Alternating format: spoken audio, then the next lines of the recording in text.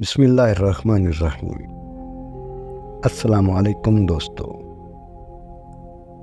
عرب کے لوگ حضرت لقمان کی شخصیت سے بخوبی واقف تھے۔ وہ نہ صرف انہیں ایک دانشور حکیم کے طور پر جانتے تھے بلکہ ان کے اقوال کو اپنے اشعار اور خطبات میں استعمال بھی کیا کرتے تھے۔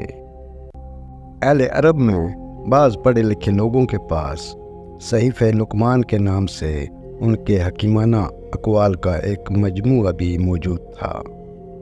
حضرت لقمان کا فرمان ہے، میں نے 4000 نبیوں کی خدمت میں حاضری دی اور ان پیغمبروں کے مقدس کلاموں میں سے 8 اہم باتوں کو چن کر یاد کر لیا۔ جب نماز پڑھو تو دل کی حفاظت کرو، جب کھانا کھاؤ تو اپنے حلق کی حفاظت کرو، کسی غیر کے مکان میں رہو تو اپنی آنکھوں کی حفاظت کرو، لوگوں کی مجلس میں بیٹھو تو اپنی زبان کی حفاظت کرو،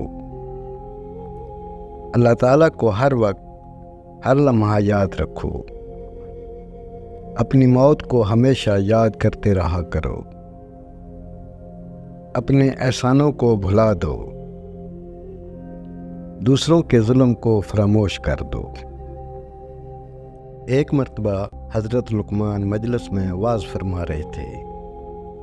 ایک چرواہا آپ کو دیکھتا ہے تو حیرت زدہ ہو جاتا ہے، کہتا ہے، کیا تو وہی نہیں جو میرے ساتھ بکریاں چرایا کرتا تھا؟ آپ علیہ السلام فرماتے ہیں، ہاں میں وہی ہوں۔ چرواہا کہتا ہے، تو نے یہ مرتبہ کیسے حاصل کیا؟ حضرت لقمان نے فرمایا، سچ بولنے پر اور بیکار کلام نہ کرنے پر۔